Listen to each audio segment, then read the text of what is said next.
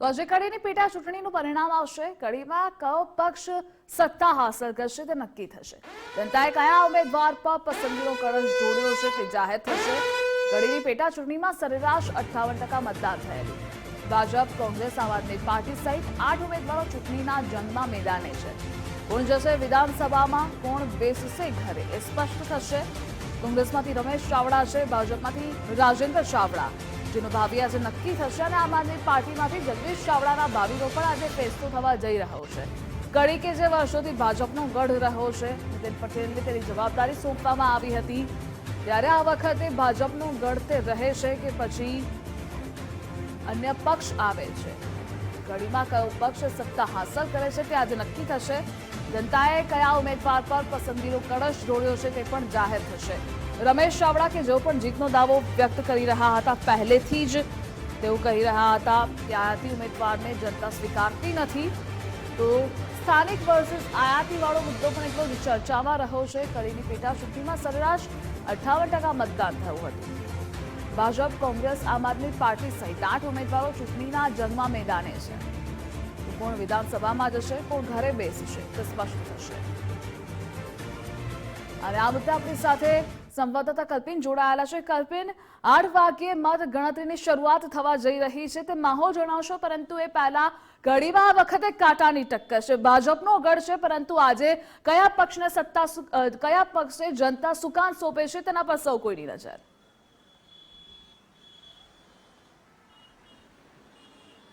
બિલકુલ ધ્રુવિશા, ખૂબ મહત્વની આ બેઠક છે ઉત્તર ગુજરાત માટેની, અને ખાસ મહેસાણા જિલ્લાની આ મહત્વપૂર્ણ બેઠક એટલે કે કડી વિધાનસભાની બેઠક જે છે તે ખૂબ મહત્વપૂર્ણ છે।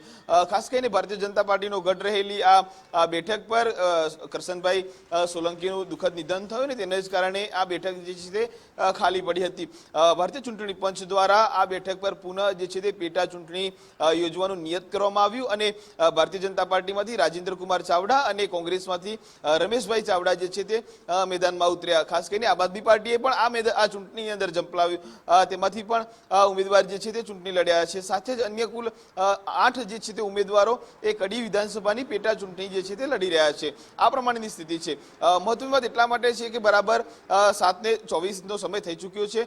થોડી ક્ષણો બાદ તમામ ઉમેદવારો જે છે તે મતગણતરીની કેન્દ્રની અંદર પ્રવેશ લેશે અને ત્યારબાદ મતગણતરી જે છે તે શરૂ થશે। પ્રથમ તબક્કાની અંદર બેલેટથી મતગણતરી થશે ને ત્યારબાદ બેલેટ પેપરની મતગણતરી થશે ને ત્યારબાદ ઈવીએમની જે છે તે ગણતરી શરૂ થશે। કુલ 21 રાઉન્ડ છે ધ્રુવિશા। 21 રાઉન્ડની અંદર સરેરાશ 58% જેટલું મતદાન જે છે તે કડીની વિધાનસભાની પેટા ચૂંટણી માટે થયું હતું। એટલે ચોક્કસથી એવું કહી શકાય કે લગભગ 11 વાગ્યા સુધી આ તમામ જે ચિત્ર છે તે સ્પષ્ટ થઈ જશે।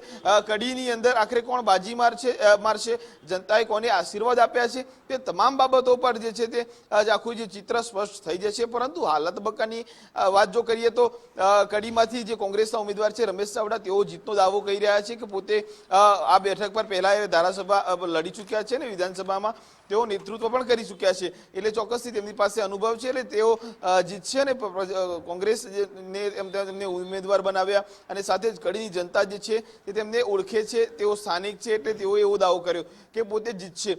બીજી તરફ ભારતીય જનતા પાર્ટીમાંથી જનસંઘના નેતા છે અને ભારતીય જનતા પાર્ટીના નેતા છે, સ્થાનિક નથી પરંતુ બહારના છે, આયાતી છે, એટલે ચોક્કસથી તેઓ જે છે તે ચૂંટણી મેદાનમાં છે। રાજેન્દ્રભાઈ ચાવડા તેઓ પણ દાવો કહી રહ્યા છે કે પોતે જીત હાંસલ કરશે। આ ચૂંટણી જે છે તે કડીની જનતા લડી રહી છે, તેઓ નથી લડી રહ્યા પરંતુ તેમના માટે કડીની જનતા લડી રહી છે।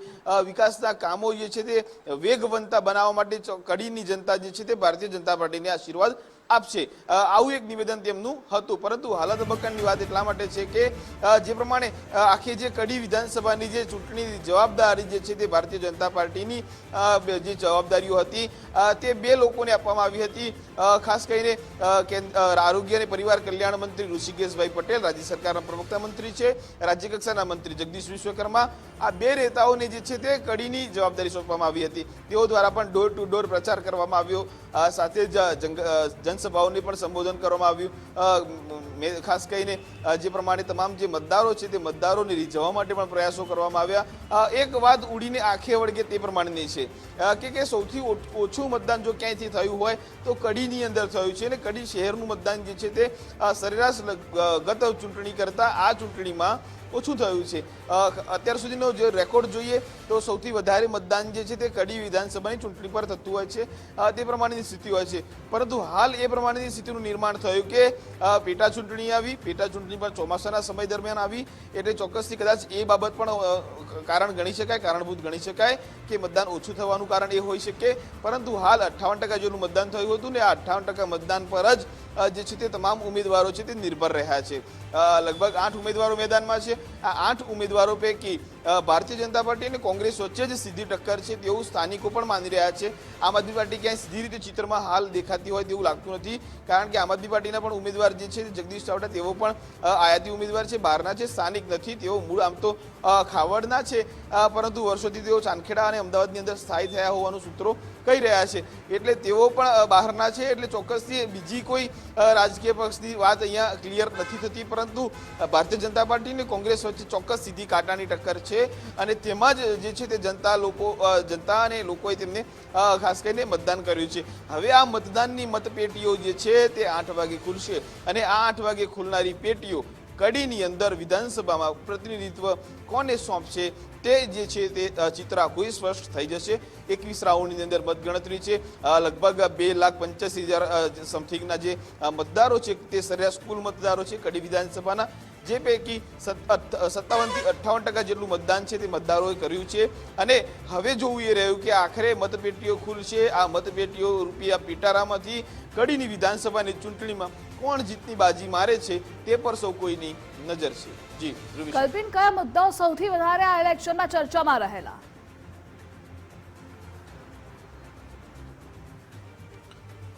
બિલકુલ, ખાસ કરીને મુદ્દાઓ તો એટલા માટે મહત્વના હોય છે. દરેક ચૂંટણીની અંદર મુદ્દાઓ જે છે તે મધ્યમાં અને કેન્દ્રમાં રહેતા હોય છે.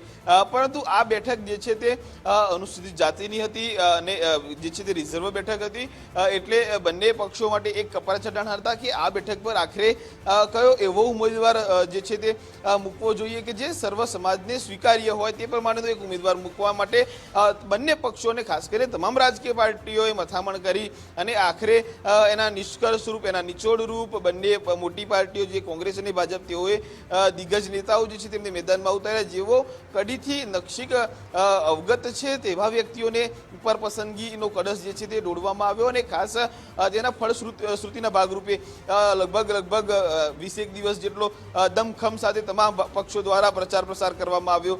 ખાસ કરીને કડીની અંદરની વાત જો કરીએ તો કડીમાં જે પ્રમાણે અંડરપાસ બનાવવામાં આવ્યા છે તે અંડરપાસ બનાવવામાં આવ્યા છે તે સ્થાનિકો એવું માની રહ્યા છે કે દર ચોમાસાની અંદર તે અંડરપાસો ભરાઈ જાય છે અને જે છે તે કડીની અંદર પાણી જે છે તે જળબંબાકારની સ્થિતિ જે છે તે સર્જાતી હોય છે. એટલે આ તમામ બાબતો છે, સાથે જ સ્થાનિક ગટર સહિતના જે વ્યવસ્થાઓ છે, રોડ રસ્તાઓ છે, પાયાની જરૂરિયાતોના જે મુદ્દાઓ છે તે મધ્યમાં છે. પરંતુ હાલ તબક્કાની વાત એટલા માટે છે કે કોંગ્રેસ એવું કહી રહી છે કે અત્યાર સુધી ભારતીય જનતા પાર્ટીએ શાસન કર્યું, વિકાસ નથી થયો, અધૂરો રહ્યો છે. આ તમામ મુદ્દાઓ જે છે તે કોંગ્રેસે મૂક્યા. ભારતીય જનતા પાર્ટીએ એવું કહ્યું છે કે ભારતીય જનતા પાર્ટી દ્વારા વિકાસને વેગ આપવાની કામગીરી નિરંતર ચાલતી રહી છે. અનેક વખત જે છે તે મોટા વિકાસના કાર્યો કડીની અંદર થયા છે, પાયામાં રહ્યા છે. સાથે જ કડી છે તે ભારતીય જનતા પાર્ટીનો ગઢ છે. 2 વખત અત્યાર સુધીની વાત જો કરવામાં આવે તો 1998 થી 2025 સુધી 2 વખત કોંગ્રેસને જે છે તે નેતૃત્વ કડીની જનતાએ વિધાનસભામાં આપ્યું છે અને બાકીનો જે સમયગાળો રહ્યો છે તેમાં નીતિનભાઈ પટેલ હોય કે પછી સ્વર્ગીય કરશનભાઈ સોલંકી હોય, આ તમામ જે નેતાઓ છે તે નેતાઓએ કડી માટે વિધાનસભાની અંદર પ્રતિનિધિત્વ કર્યું છે. આ પ્રમાણેની સ્થિતિ છે. એટલે હવે જોવું એ રહ્યું કે સ્થાનિકો આખરે કોના પર પસંદગીનો કળશ ઢોળે છે.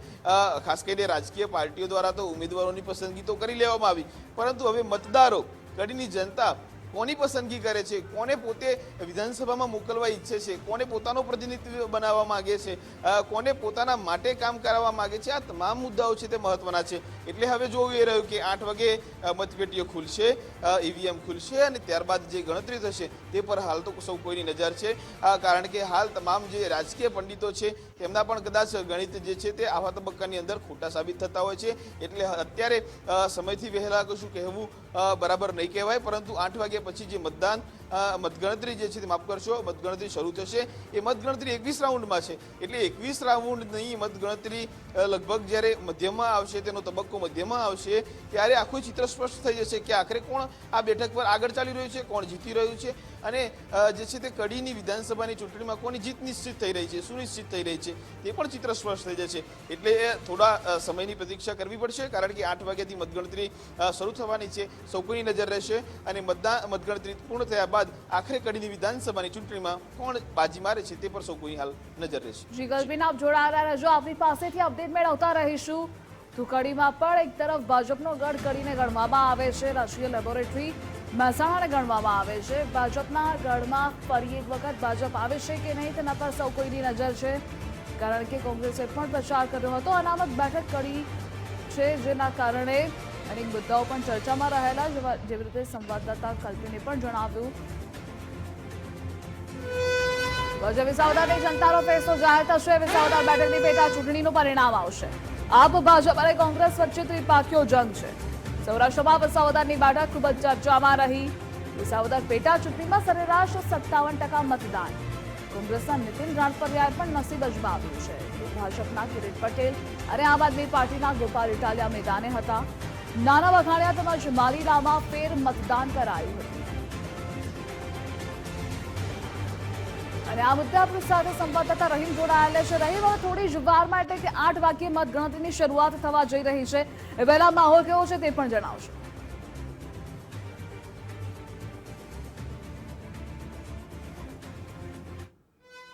રાહ જોતા હોય છે, કારણ કે ખેડૂતોએ કોને મતદાન કર્યું છે તેની રાહ ઉમેદવારો જોઈ રહ્યા છે ને ખેડૂતો રાહ જોતા હોય છે વરસાદની.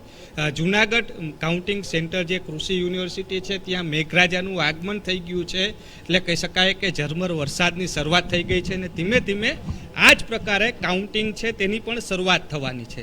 એક્ઝેક્ટ 8 વાગે બેલેટ પેપરની શરૂઆત થશે તે પહેલાં મેઘરાજાનું આગમન થયું છે, કારણ કે ખેડૂતો રાહ જોઈ રહ્યા હતા કે પોતાની જે જણસ છે તે વાવણી થઈ ચૂકી છે ને તેમાં ફરી મેઘરાજાનું આગમન થાય ને પોતાની જણસ જે સારી રહે ને ઉમેદવારો કહી શકાય કે જે રીતના વિસાવદરના જનતાને ઉમેદવારો રાહ જોઈ રહ્યા છે કે તેઓનું જે મત કાઉન્ટિંગ સેન્ટર શરૂ થાય, જે મતગણતરી શરૂ થાય ને ખેડૂતોને રીઝવવામાં કોને સફળતા મળી છે તે સૌથી મોટો સવાલ ઉત્પન્ન થઈ રહ્યો છે. કારણ કે આ વખતે ઇકો ઝોનનો સૌથી મહત્વનો મુદ્દો છે તે ચર્ચામાં રહ્યો હતો કે ઇકો ઝોનની અંદર જે ખેડૂતોને મુશ્કેલી છે તેને દૂર કરવાના વાયદાઓ છે તે આપવામાં આવ્યા હતા કોંગ્રેસ અને આપ આદમી દ્વારા. પરંતુ સરકાર દ્વારા પણ જે રીતના કહેવામાં આવ્યું હતું કે જે ઇકો ઝોન છે તેનાથી ફાયદો જ ખેડૂતોને પણ છે, કારણ કે જે અગાઉની જે જગ્યા હતી તેમાં કંઈક ફેરફાર થયો છે. એટલે કહી શકાય કે આ કાઉન્ટિંગ સેન્ટરની અંદર જે એજન્ટો છે જેની જવાબદારી છે તે પણ અત્યારે અંદર જઈ રહ્યા છે. આ મતગણતરી એજન્ટોનું પ્રવેશ દ્વાર છે કે જ્યાં જે એજન્ટો એક બાદ એક પક્ષના એજન્ટો છે તેઓ અંદર જઈ રહ્યા છે. એક્ઝેક્ટ 8 વાગે જે મતગણતરી છે તેની શરૂઆત થવાની છે. ત્રિપાખીયા જંગની જે વાત છે તેની વચ્ચે જો વાત કરીએ ઉમેદવારોની, લગભગ અપક્ષ સહિત 16 ઉમેદવારો છે તે આ મેદાનની અંદર ઉતર્યા છે. આ 16 ઉમેદવારોની અંદર કયા પક્ષને અપક્ષો નડે છે તે સૌથી મોટો સવાલ રહેવાનો છે, કારણ કે જે રીતના મતદાન જે કરવામાં આવ્યું છે, મતદાન જે થયું છે તેની અંદર ગત ટ્રમ્પ કરતાં ક્યાંક ને ક્યાંક આ વખતે જે મતદાન છે તેમાં ઘણો ફેરફાર થયો છે. 3 થી 4% જેટલું મતદાન છે તે વધુ થયું છે અને તેની અસર છે તે ક્યાંક ને ક્યાંક ફાયદો પણ છે ને તો ક્યાંક નુકસાન પણ છે. પ્રવીણ રામ છે તે અત્યારે અહીં પહોંચ્યા છે. પ્રવીણભાઈ, શું કહેશો? આ વખતનો પ્રચાર કંઈક અલગ રહ્યો હતો, ખાસ અનેક વાયદા ખેડૂતો સુધી પણ આ પહોંચ્યું હતું. તમામ ગામડાઓ છે, કારણ કે ચૂંટણી જાહેર થઈ તે પહેલાં કામગીરી થઈ છે. આ વખતે કેવી અસર રહેવાની છે, શું કહો છો? ચોક્કસથી અસર રહેશે, કારણ કે વિસાવદરના ખેડૂતોના પ્રશ્નો, ઇકોઝોનના પ્રશ્નો, વર્ષોથી વિસાવદરની જનતા જે પીડાય છે એમને લઈને ચોક્કસથી આજે વિસાવદરનો વંટોળ આજે એક વાદળ બનીને અમારી ઉપર વરસવાનો છે એમનો ચોક્કસથી વિશ્વાસ છે અને ખૂબ સારી એવી લીડથી વિસાવદરની જનતા આજે એમને આશીર્વાદ આપવાની છે અને એ આશીર્વાદની સાથે અમે એમણે જે કંઈ પણ જનતાના આશીર્વાદ છે એનાથી 2 ગણું અથવા 3 ગણું કામ કરીને એમને આપીએ એ માટેની મારી તૈયારી છે. શું લાગે છે કેવી લીડ રહેશે આ? બમ્પર લીડ રહેશે અને જે કોઈએ કદાચ ધારી નહીં હોય એવી લીડ રહેશે. તમામ સમીકરણો તમામ પેરામીટરો કદાચ ખોટા પડશે અને બમ્પર લીડ, કારણ કે લોક જુવાળ હતો. લોક જુવાળને ક્યારેય આંકી ન શકાય, લોક જુવાળને ક્યારેય કોઈ કેલ્ક્યુલેશનમાં કેદ ન કરી શકાય. તો મારા મત અનુસાર બમ્પર જીત હશે. ભાજપ અને કોંગ્રેસે જે રીતના પ્રચાર કર્યો છે તેની અસર જોવા મળશે? ઠીક છે, દરેક પક્ષને પ્રચાર કરવાનો અધિકાર છે, પરંતુ જે પક્ષોએ પ્રચાર કર્યો છે એમના લેવલથી પ્રચાર કર્યો છે, પણ અમને તો અમારા પ્રચાર ઉપર વિશ્વાસ છે, અમને અમારી વાત ઉપર વિશ્વાસ છે, અમને અમારા વાયદાઓ ઉપર વિશ્વાસ છે અને અમારા વાત અને અમારા મુદ્દાઓને લઈને ચોક્કસથી વિસાવદરની જનતા અમને મત આપવા. તમે જે રીતના વાત કરે છે, આપે જે રીતના વાત કરી કે મુદ્દાઓ આપ્યા છે, પહેલો મુદ્દો કેવો હશે કે કદાચ જીત્યા પછી તે મુદ્દાને લઈને લોકોની વચ્ચે કામગીરી કરવા જવાનું છે? જે એફિડેવિટની અંદર જે કંઈ પણ 19 મુદ્દાઓ માનનીય ગોપાલભાઈએ રજૂ કર્યા હતા, તમામ મુદ્દાઓ ઉપર કામ થશે, તમામ મુદ્દાઓ પર લડાઈ પણ લડાશે. જ્યાં જરૂર પડશે ત્યાં લોકોના પડખે ઊભા રહે અને મજબૂતાઈથી અવાજ ઉઠાવાશે. સાથે સાથે વિસાવદરની ધરતીને એક એવી મજબૂત ધરતી બનાવાશે જ્યાંથી મજબૂત યુવાનો ઉત્પન્ન કરાશે કે જે અન્યાય સામે લડી શકે, અન્યાય સામે અવાજ ઉઠાવી શકે. રોડ રસ્તાના પ્રશ્નો છે, ઇકોઝોનના પ્રશ્નો છે, ખેડૂતોના પ્રશ્નો છે, આ તમામ મુદ્દે અમે અવાજ ઉઠાવીશું. તો જે રીતના વાત કરીએ આપ દ્વારા જે એફિડેવિટની અંદર 19 જેટલા મુદ્દાઓનું એફિડેવિટ કરવામાં આવ્યું છે, તે મુદ્દાને લઈને મેદાનમાં ઉતર્યા છે અને જે મુદ્દાઓને લઈને તેઓની જીત થશે તેવી વાત છે તે કરવામાં આવી છે. જે રીતના વરસાદની પણ શરૂઆત થઈ ગઈ છે અને થોડી વારની અંદર મતગણતરી છે તેમની પણ શરૂઆત થવાની છે. એટલે કહી શકાય કે જે રીતના એક બાદ એક એજન્ટો છે તે પણ આવી રહ્યા છે, ઉમેદવારો છે તે પણ કોંગ્રેસના ઉમેદવાર છે તે આવી પહોંચ્યા છે. એટલે કહી શકાય કે જે રીતના વિસાવદર વિધાનસભાની ચૂંટણીની મતગણતરી છે તે થોડી વારમાં શરૂ થશે. એજન્ટો છે તે અત્યારે પોતાની જગ્યા છે તે સંભાળી રહ્યા છે. જીત રૂસા. રહીમ, કયા મુદ્દાઓ આ વખતે સૌથી વધારે ચર્ચામાં રહેલા? કારણ કે ગોપાલ ઇટાલિયાએ સૌથી પહેલા પ્રચારની શરૂઆત કરી હતી, ત્યારબાદ ગ્રેટ પટેલના નામની જાહેરાત થઈ, ભારતીય જનતા પાર્ટીએ દિગ્ગજોની ફોજ પણ મેદાને ઉતારી હતી, પરંતુ વિસાવદરની જનતા કે જેને કડવી અઘરી છે,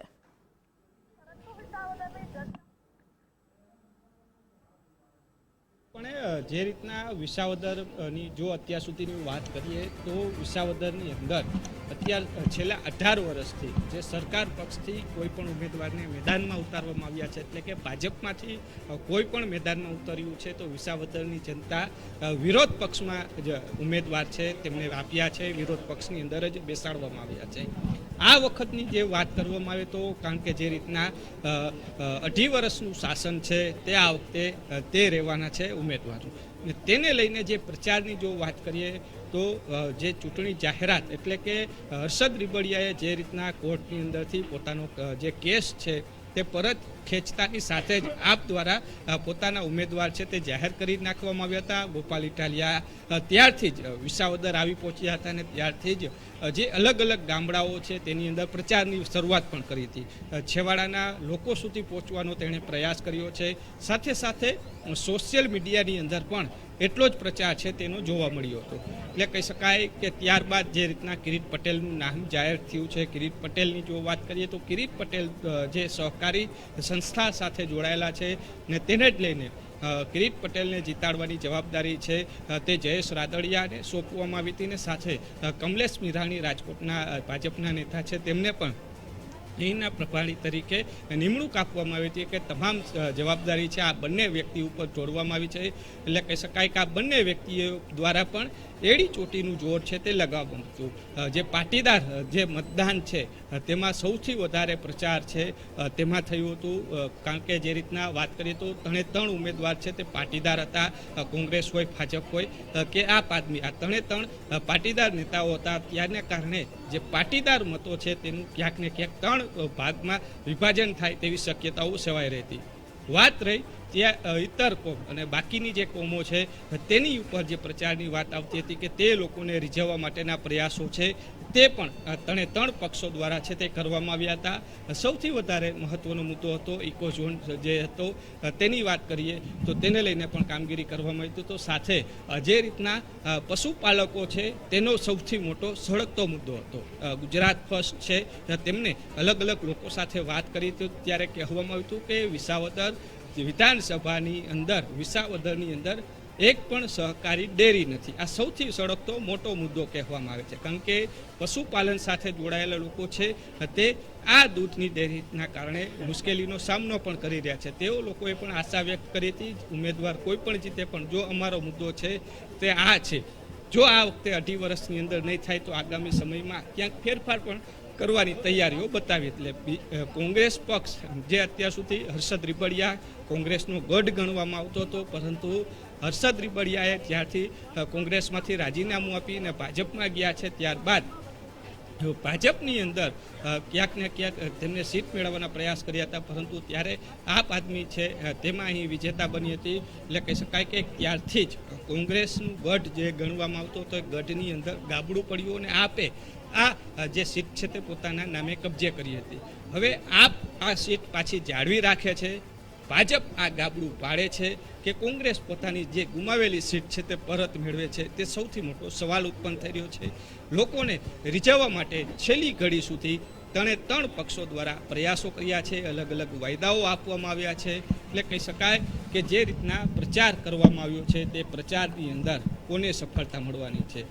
ભાજપની જો વાત કરીએ તો ભાજપ દ્વારા કેન્દ્રીય મંત્રીથી માંડી તમામ નેતાઓ છે તે અહીં ઉતારવામાં આવ્યા હતા. ગામડે ગામડે સુધી પ્રચારો થયો છે. સંતો મહંતો સાથે પણ બેઠકો કરવામાં આવી હતી. સાથે કોંગ્રેસની વાત કરીએ તો પ્રદેશના નેતા સહિતના લોકોએ અહીં પ્રચાર છે તે કર્યો હતો. આપની વાત કરીએ તો દિલ્હીના પૂર્વ મુખ્યમંત્રી સહિતના નેતાઓ છે તે અહીં પ્રચાર માટે આવ્યા હતા. રેલીઓ યોજી, જાહેર સભાઓ યોજી હતી. ત્યારે જે ભરેલું નારિયેલ છે કઈ બાજુ ઢળે છે તે સૌથી મોટો સવાલ છે તે ઉત્પન્ન થવાનો છે. 8 વાગે જે બેલેટ પેપરના મતની છે તે શરૂઆત થશે. ત્યારબાદ જે 14 ટેબલો ગોઠવવામાં આવ્યા છે ઈવીએમ માટે, 21 જેટલા રાઉન્ડ છે તે ઈવીએમના થવાના છે. લગભગ બપોરના 12 વાગ્યાની આસપાસ આ મતગણતરીની અંદર રિઝલ્ટ સ્પષ્ટ થશે કે વિસાવદરની જનતાને જે રીઝવવા માટે કોને સફળતા મળી છે અને વિસાવદરના જંગમાં કોણ બાજી મારવાનું છે. ધ્રુવિશા. જે રહીમ, આપ જોડાયેલા રહેજો, આપની પાસેથી આગળ પણ અપડેટ મેળવતા રહીશું. તો હા, જ અપડેટ મળી રહી છે. 8 વાગ્યે મતગણતરીની શરૂઆત થવા જઈ રહી છે.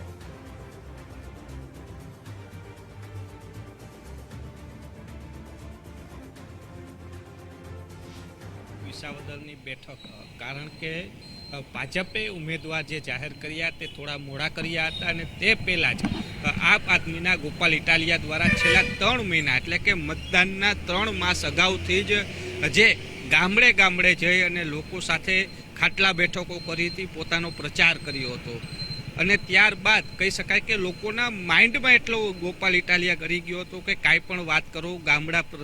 ગામડામાં જ્યારે મુલાકાતો આપણે કરી હતી ત્યારે વાત એક જ આવતી હતી કે આ વખતે ગોપાલ ઇટાલિયા. પરંતુ ભાજપે પણ પોતાના દાવપેચ છે તે ખેલ્યા હતા, કારણ કે મંત્રીમંડળથી માંડી કેન્દ્રીય મંત્રી સુધીના લોકોએ વિસાવદરની જે પેટા ચૂંટણી છે તેમાં પ્રચાર માટે કાંઈ પણ બાકી નથી રાખ્યું. છેલ્લી ઘડીનો એક દાવ એવો ખેલ્યો હતો કે સરપંચો સાથે બેઠકો કરી, ગ્રામ્ય લેવલે પણ ભાજપે પોતાના લોકો છે તે મેદાને ઉતાર્યા હતા અને છેલ્લી ઘડીનો પ્રચાર તે ભાજપ માટે ક્યાંક લાભદાયક હોય તેવી પણ છેલ્લે વાત થઈ હતી. એટલે જે રીતના ભરેલું નારિયેલ હતું, ત્રિપાખીયો જંગ છે. કારણ કે આખી આ જંગની જો વાત કરીએ અમિતા, તો અત્યાર સુધી એવું હતું કે ભાજપ કોંગ્રેસની વચ્ચેની લડાઈ છે, પરંતુ આ વખતે ત્રિપાખીયો જંગ હતો. પરંતુ કોંગ્રેસ છે તે આમાંથી ક્યાંક ઊણી ઉતરી છે. ક્યાંક જે પ્રચાર અને જે રીતના વાત કરવામાં આવે તો લોકોના મનમાં ક્યાંય પણ કોંગ્રેસ જોવા નથી મળી. પરંતુ કોંગ્રેસે પણ તમામ પ્રયાસો છે તે કર્યા હતા. પૂર્વ વિરોધ પક્ષના નેતા પરેશ ધાનાણી સહિત તમામ જે કોંગ્રેસના નેતાઓ છે તેઓએ પણ પ્રચારમાં ક્યાંય પણ કચાશ છોડી ન હતી. જે રીતના છેલ્લે સુધી તમામ લોકોએ, કોંગ્રેસના લોકોએ પણ પ્રચાર કર્યો હતો, પરંતુ મતદાન જે રીતના થયું છે ક્યાંક આ ગત વર્ષે જે ભૂપત ભાયાણી જે ઉમેદવારી કરી હતી ને તેના કરતાં આ વખતે 4 થી 6% જેટલું મતદાન છે તે ઊંચું ગયું છે. ને જે રીતના કહી શકાય કે ભરેલું નારિયેલ એટલા માટે કહેવામાં આવે છે કે વિસાવદરની જનતા અત્યાર સુધી એટલે કે છેલ્લા 18 વર્ષથી એક પણ વ્યક્તિ એટલે કે સરકારની કોઈ પણ વ્યક્તિને અહીંથી જીત મળી નથી. વિપક્ષમાં જે લોકો ઉમેદવારી કરતા હતા તેને અત્યાર સુધી ઉમેદવારો રાખ્યા, જીત છે તે મળી હતી. પરંતુ આ વખતે ભાજપનો જે પ્રચાર હતો, છેલ્લી ઘડીનો જે પ્રચાર હતો, ક્યાંક ટર્નિંગ પોઈન્ટ થવાની શક્યતાઓ સેવાઈ રહી છે. હવે જોવાનું છે કે છેલ્લા 3 મહિના કે મતદાનના 3 મહિના અગાઉથી જે આપ આદમીના ગોપાલ ઇટાલિયા અત્યાર સુધી જે રીતના પ્રચાર કર્યો હતો તેને લાભ મળવાનો છે કે શું? કારણ કે 8 વાગે જે એક્ઝેક્ટ મતદાનની ગણતરી શરૂ થવાની છે. હું દ્રશ્યો દેખાડીશ જુનાગઢ કૃષિ યુનિવર્સિટી કે જ્યાં જે મતગણતરીની તૈયારીઓ છે તે કરવામાં આવી છે. મતગણતરીની તૈયારીની જો વાત કરવામાં આવે તો 60થી વધુ કર્મચારીઓ છે તે મતગણતરી માટે કામે લાગવાના છે. 14 ટેબલો છે તે રાખવામાં આવે છે કે 14 ટેબલો ઉપર ઈવીએમની છે તે ગણતરી થશે ને જેમાં 21 જેટલા રાઉન્ડ છે તે કરવામાં આવશે આ મતગણતરીની અંદર. જે રીતના વાત કરવામાં આવે તો 21 રાઉન્ડ પહેલા જે બેલેટ પેપરથી મતદાન થયું છે તેની પણ સાથે સૌથી પહેલા એવી બેલેટ પેપર છે તેની ગણતરી છે તે પણ કરવામાં આવનાર છે. જે રીતના વાત કરવામાં આવે વિસાવદર વિધાનસભા પેટા ચૂંટણીમાં 3 પક્ષના ઉમેદવારો તો છે જ, જેમાં ભાજપમાંથી કિરીટ પટેલ છે તે મેદાને ઉતર્યા હતા, કોંગ્રેસમાંથી નીતિન રાણપરિયા અને આપમાંથી ગોપાલ ઇટાલિયા છે તે મેદાને ઉતર્યા હતા. પરંતુ સાથે જે અપક્ષ ઉમેદવારી છે તે પણ એટલી જ જોવા મળી હતી. ટોટલ 16 જેટલા ઉમેદવારો છે વિસાવદર વિધાનસભાની પેટા ચૂંટણીમાં છે તે મેદાને ઉતર્યા છે ને જે અત્યારે લોકોનું જે ભાવિ છે તે ઈવીએમમાં કેદ થયું હતું ને આજે આ ઉમેદવારોનું ભાવિ છે તે ખુલવાનું છે. કોણ બાજી મારે છે તે સૌથી મોટો સવાલ ઉત્પન્ન થઈ રહ્યો છે. કારણ કે વિસાવદર છે તેમાં સમસ્યાઓ અનેક હતી. અત્યાર સુધીની જે રીતના વાત કરવામાં આવે તો વિસાવદર પેટા ચૂંટણીની અંદર દાવપેચો જે ખેલવામાં આવ્યા હતા, અનેક દાવપેચો ખેલાણા છે. જે છેલ્લી ઘડે સોશિયલ મીડિયા ઉપર પણ જે પ્રચાર છે તે કરવામાં આવ્યો હતો. એટલે કહી શકાય કે વિસાવદરનો જંગ છે તે ભરેલા નારિયેલ સમાન જેવો છે. કારણ કે ભાજપ છેલ્લા 18 વર્ષથી આ સીટ છે તે પોતાના કબજે કરવા માટેના તમામ પ્રયાસો કર્યા છે. પરંતુ આ વખતે શું વિસાવદરની જનતા છે તે સરકાર તરફ જશે કે નહીં તે સૌથી મોટો સવાલ છે તે ઉત્પન્ન થઈ રહ્યો છે. કારણ કે આ બેઠકની અંદર જો આપની વાત કરવામાં આવે તો દિલ્હીના પૂર્વ મુખ્યમંત્રી સહિતના અરવિંદ કેજરીવાલ છે તેઓ પણ મેદાને ઉતર્યા હતા, તેઓ પણ પ્રચાર કર્યો હતો. ગોપાલ ઇટાલિયા છે, સ્થાનિક નેતાઓ ઈસુદાન ગઢવી છે તેઓ પણ ગામડે ગામડે જઈ અને પ્રચાર કર્યો હતો. ભાજપની જો વાત કરીએ તો ભાજપમાં જે વિસાવદરની બેઠક છે તે કબજે કરવા માટે 2 વ્યક્તિને સૌથી મોટી જવાબદારી આપવામાં આવી હતી. જેમાંથી રાજકોટના કમલેશ મીરાણી છે ને સાથે વર્તમાન કેબિનેટ મંત્રી અને જે ધારાસભ્ય છે જયેશ રાદડિયા, આ 2 વ્યક્તિઓને એવી જવાબદારી સોંપવામાં આવી હતી કે આ વિસાવદરની જે પેટા ચૂંટણી છે તેની જંગમાં મુખ્ય જે જવાબદારી તેમને સોંપી હતી ને તેમની જવાબદારીમાંથી કેવા ઉણા ઉતર્યા છે તે આજની મતગણતરી સામે ખબર પડશે. કારણ કે જે રીતના વાત કરવામાં આવે તો પાટીદાર મતદાન છે તે પણ અહીં વધારે છે તે જોવા મળી રહ્યું છે. સાથે પાટીદાર ઉપરાંત અન્ય સમાજ છે, મુસ્લિમ સમાજ છે, તેમનું મતદાન છે તે પણ અહીં જોવા મળ્યું છે. એટલે પાટીદાર સમાજની વાત કરીએ તો 3 નેતા છે તે લેવા પાટીદારમાંથી આવી રહ્યા છે અને 3 ઉમેદવારોની અંદર પાટીદારોના મતનું વિભાજન થાય તેવી શક્યતા છે. સૌથી મોટો સવાલ છે પાટીદાર મતદાનોનું વિભાજન થાય છે તો અન્ય જે ઇતર કોમ છે, બાકીની કોમો છે તેને રીઝવવા માટે સૌથી મોટો પડકાર છે આ 3 ઉમેદવારો માટે રહ્યો હતો. અને બાકીના અન્ય સમાજો માટે થઈ અને તેઓએ કેટલા રીઝવવા છે. કારણ કે લોકોએ જે ગીર જે સોરઠ વિસ્તારના નેસડાઓ છે ત્યાં સુધી જઈને પણ પ્રચાર કર્યો હતો. સાંસદ રાજેશ ચુડાસમા છે તેઓ પણ મેદાને ઉતર્યા હતા પ્રચાર માટે. એટલે કહી શકાય કે આજે જે મતગણતરીની જે 8 વાગે એક્ઝેક્ટ શરૂઆત થવાની છે તે પહેલાં જ અધિકારીઓ છે તેની અવર જવર છે તે જોવા મળે છે. ચૂંટણી ફરજ ઉપર જેટલા પણ કર્મચારીઓને કામગીરી સોંપવામાં આવી છે તે તમામ કર્મચારીઓ છે તે ધીમે ધીમે આવી રહ્યા છે. એટલે કહી શકાય કે વિસાવદરની જે પેટા ચૂંટણીનો જંગ છે તેની ગણતરી એક્ઝેક્ટ 8 વાગે છે તેની શરૂઆત થશે તે પહેલાં જ અત્યારે અધિકારીઓ છે તે આવી રહ્યા છે ને પોતાની જવાબદારી જે ટેબલ ઉપર સોંપી છે, પોલીસને જે બંદોબસ્તની કામગીરી સોંપી છે, આ તમામ કર્મચારીઓ છે તે મતગણતરી કેન્દ્ર સ્થળ ઉપર આવી રહ્યા છે.